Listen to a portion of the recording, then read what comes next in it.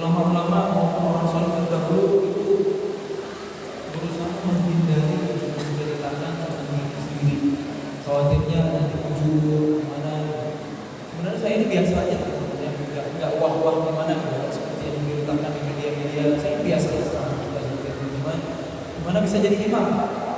Ya, ditunjuk aja. Dulu tinggal di rumah tapis kan sudah biasa ya. Ketika ustaznya nggak ada, kita berpikir untuk menjadi imam atau mengamalkan hafalan yang kita punya. Di sana sudah mulai latih ya. Ketika saya SMA di boarding school, otomatis imamnya kan siswa-siswa sendiri. Terus ada guru ustaz di sana. Dari sana juga ada sering imam. Ketika di kampus dulu Masjid Salman ITB itu juga dimakmurkan oleh mahasiswa. Alhamdulillah saya juga dapat amanah. Saya juga salah satu imam, terutama ketika bulan Ramadan. Walaupun nggak rutin ya. Masuk di Masjid Al-Aqsa itu masjid komplek rumah tinggal saya dulunya. Saya juga diamanahkan di sini. Kurang lebih seperti itu lah. Kenapa bisa jadi imam? Sudah amanahnya. Jawabannya kepada Allah. Kemudian yang kedua, bagaimana cara menghayati bacaan? Untuk menghayati Al-Quran, memang kita harus belajar memahami maknanya. Gimana supaya paham Al-Quran dan bahasa Arab, belajar nahwu sharaf. Itu hal yang mutlak ya bagi kita kalau ingin memahami Al-Quran. Namun bisa juga kita memahami Al-Quran berangkat dari terjemah. Walaupun betul sekurang-kurangnya ketika kita melakukan Quran, kita menghayati makna ayat yang sedang kita baca, terutama ayat-ayat yang sering kita bawa dalam sholat, ayat-ayat yang sudah lancar kita hafalkan, sering kita lantunkan dalam sholat. Sebaiknya kita pahami maknanya. Supaya apa? Supaya sholat kita khusyuk. Dan salah satu tips sholat khusyuk dari para ulama adalah pahami makna bacaan sholat, ayatnya, doanya. Kalau nggak susah kita fokus dalam sholat. Kita sholat, pikirannya macam-macam dibisikin sama syaitan. Syaitan itu nggak mau kita punya pahala yang utuh dari sholat kita. Karena banyaknya pahala dari sholat bukan dari jumlah rakaat, melainkan dari banyaknya khusyuk. Fokus sholat kita itulah pahala yang kita dapat di sana. Makanya untuk ayat-ayat yang sering kita bawa dalam sholat, sebaiknya kita pahami maknanya. Apalagi surah Al-Fatihah. Bismillahirrahmanirrahim. Hati kita dengan nama Allah yang Maha Pengasih Maha Penyayang. Alhamdulillahirabbil alamin. Segala puji bagi Allah Tuhan semesta. Ar-Rahmanir-Rahim. Yang Maha Pengasih Maha Penyayang.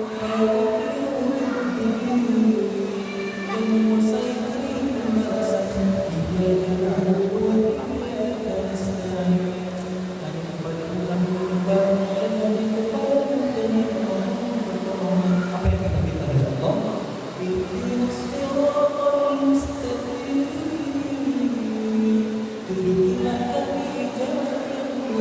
Jalan seperti apa? Yang itu jalan orang yang kau anugerahkan nikmat kepada mereka dengan nabiyyin wa siddiqin wa syuhada'i wa shalihin, jalan mereka. Bukan jalan orang-orang yang kau murkai, orang-orang yang mulia.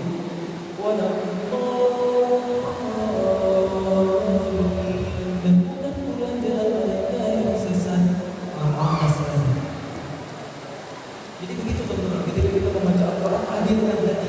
Makanya dari awal pilih Quran atau tinggal baca Al-Quran perlahan-lahan, supaya kita merenungi, memahami makna ayat yang sedang kita baca, supaya bertambah keimanan kita, makin takut kita sama Allah. Kita amalkan ayat yang untuk kita pahami itu. Karena orang yang beriman, tiap kali dengar Al-Quran, iman mereka bertambah.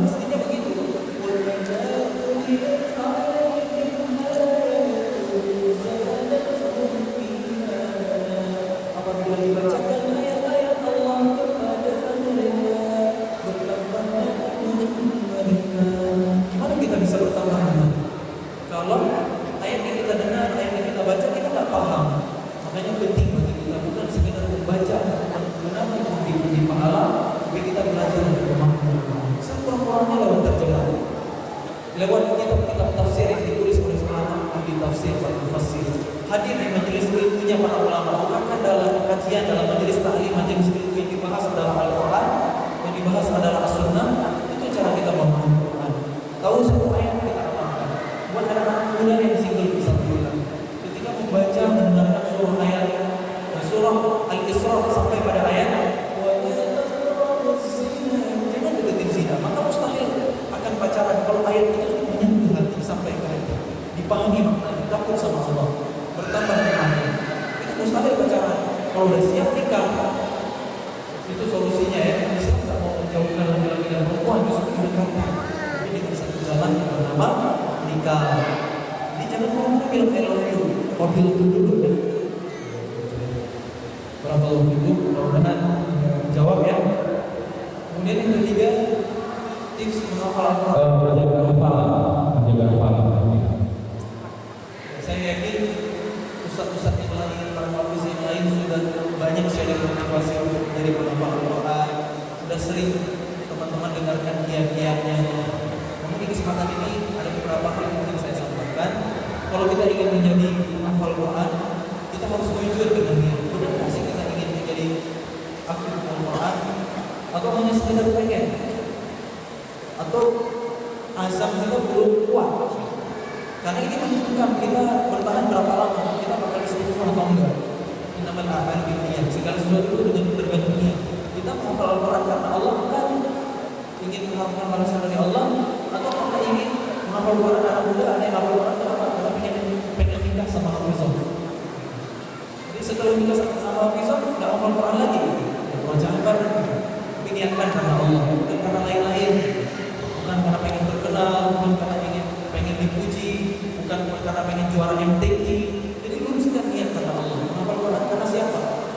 Kalau lurus niatnya karena Allah, menghafal Al-Quran, maka disuruh kita, disuruh ustaz ataupun orang tua, disuruh kita tetap menghafal, kita tetap mewajibkan.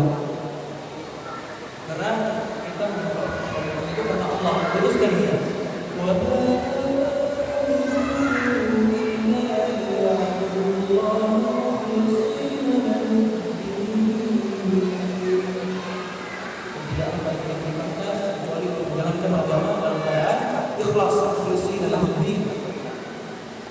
Itu yang pertama, luruskan niat. Yang kedua, perkuat keimanan, belajar yakin, belajar iman sebelum Quran. Pentingnya belajar iman sebelum Quran, sama pentingnya belajar ilmu sebelum amal, sama pentingnya dengan adab sebelum ilmu. Iman sebelum Quran. Allah berfirman dalam surah Al-Qamar sampai 4 kali, ayat 17-nya, ayat 22-nya, ayat 32-nya, dan ayat 40-nya.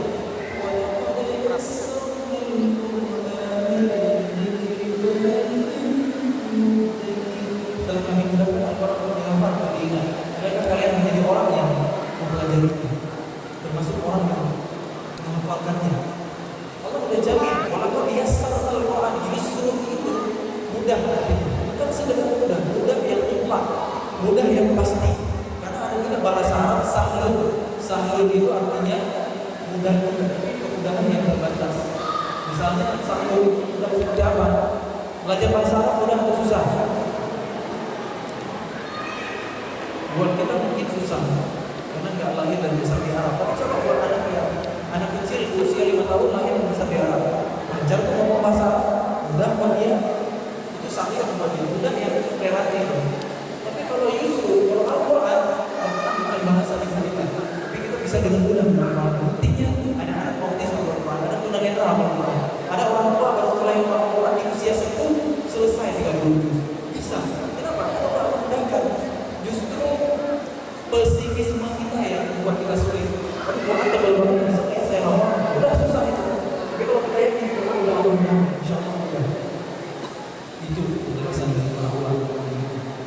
Yang pertama luruskan niat, ikhlas. Yang kedua yakin, beriman. Yang ketiga takwa. Maksudnya gimana? Allah berfirman dalam surah Al-Baqarah ayat 282, posisi sebelah kiri paling bawah.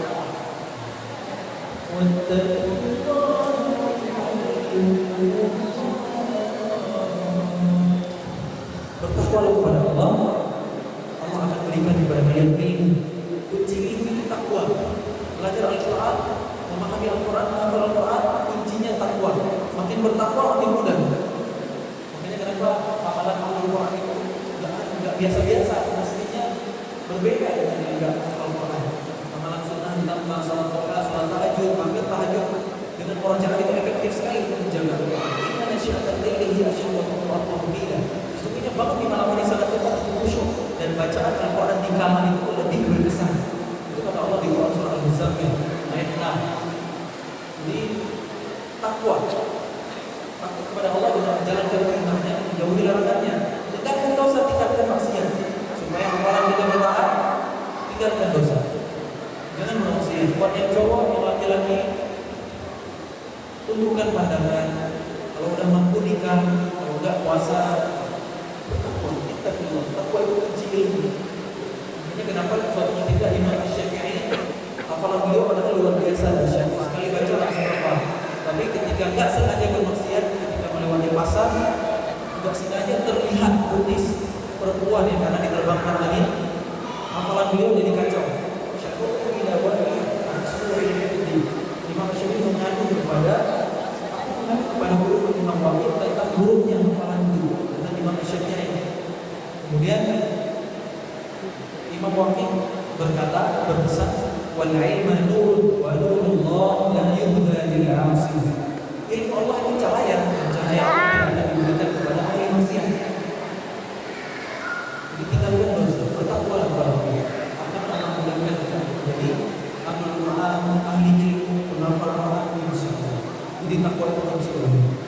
Kemudian berikutnya termasuk turunan dari takwa adalah berbuat baik, apalagi kepada kedua orang tua. Perintah Allah dalam Al-Quran, berbuat baik kepada kedua orang tua. Bahkan bilang aja tak boleh kan? Aja dosa besar. Apalagi menunjukkan seorang, apalagi membantah. Nah, beli minyak bentar di warung depan, atau lagi kasih main PUBG nih. Kids zaman now kayak gitu. Gimana kita harapkan bisa jadi anak yang soleh yang Al-Quran? Harus berbakti, bahagiakan orang tua sebelum bahagia sendirian kita.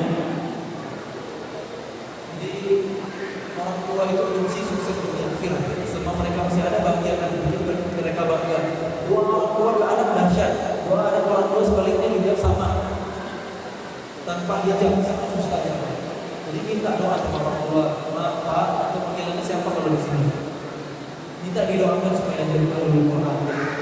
Buat orang tua jangan pelit-pelit oleh anaknya. Umi saya selalu mendoakan kami anak-anaknya setiap selesai sholat malam selalu tidak pernah absen untuk mendoakan kebaikan, kesuksesan kehidupan untuk anak-anaknya. Karena doa orang tua kan itu dahsyat sekali, sangat mustajabah. Kalau ingin menjadi penghafal Quran yang masih punya orang tua, kita doakan mereka. Yang sudah tidak ada, doakan mereka. Doakan ampunan, maghfir lahu wa doakan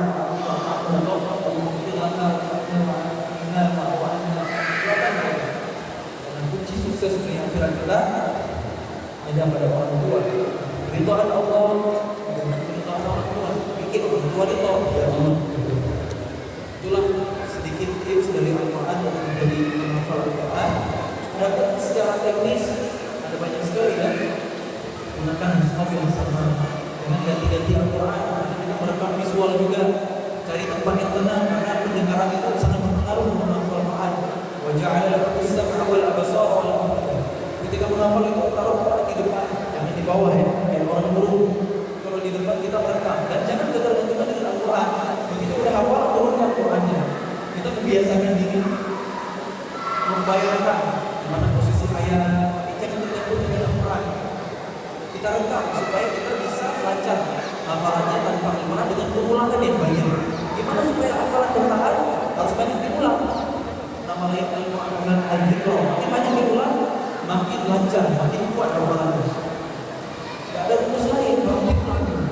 Walaupun soleh, walaupun cerdas banget, harus diulang.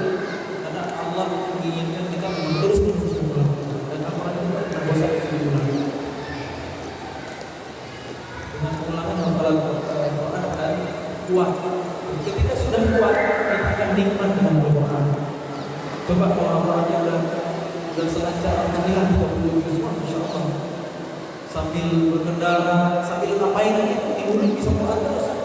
Makanya kenapa kalau ulama bisa Al-Quran sehari bisa sampai 2 kali dari Imam Syafi'i? Karena otomatis Al-Quran itu udah terinstal dalam hati. Apapun sambil jalan, sambil di kendaraan, langsung tidur.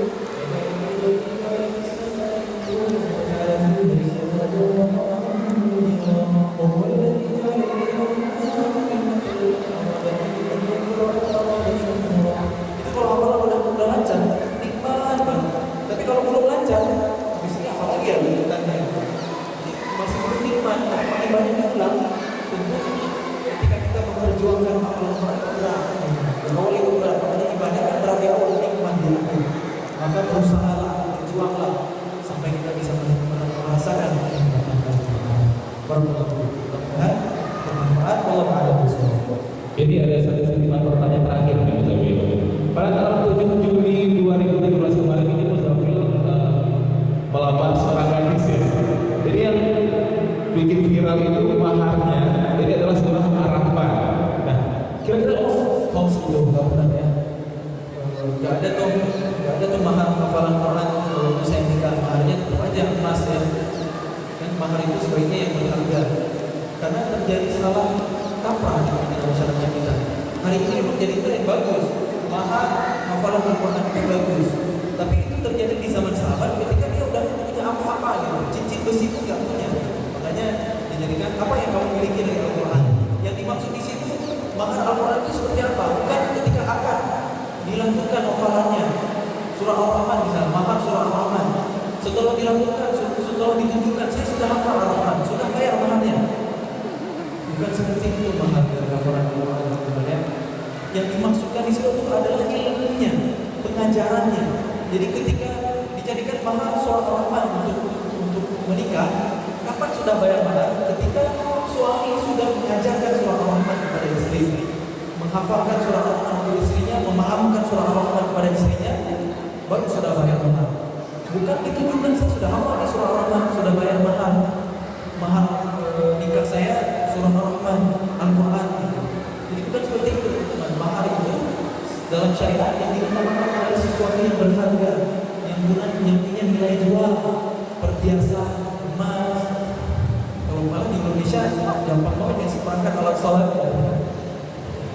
itu juga berharga.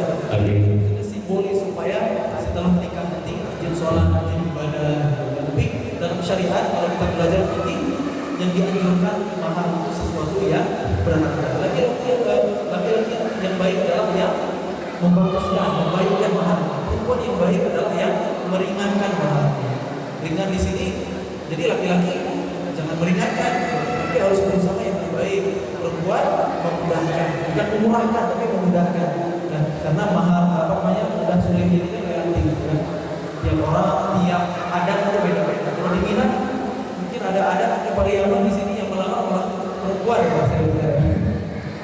Kalau dalam syariat Islam laki-laki yang melamar, ya, yang khidmah itu laki-laki. Adat barzati syarah barzati kita.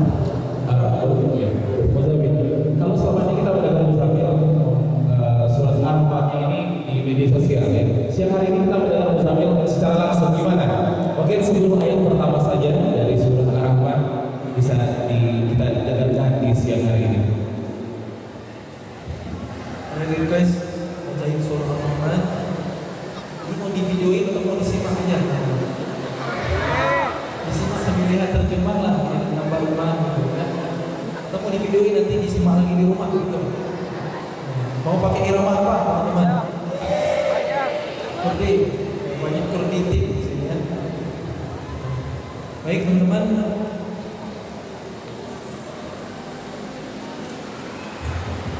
Cek.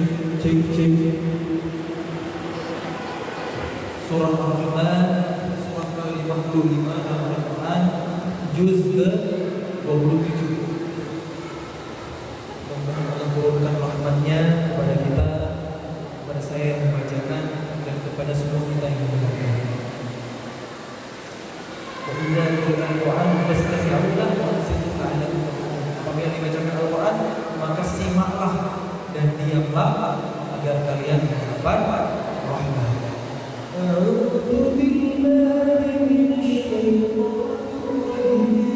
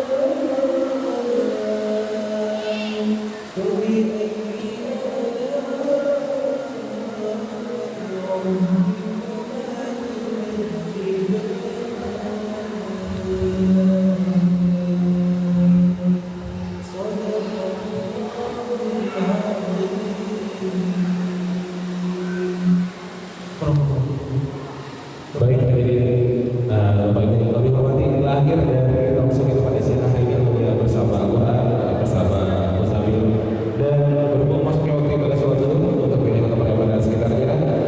Talkshow kita akhiri. Terima kasih kepada seluruh pendukung acara yang telah mempersembahkan acara yang sangat luar biasa pada siang hari ini.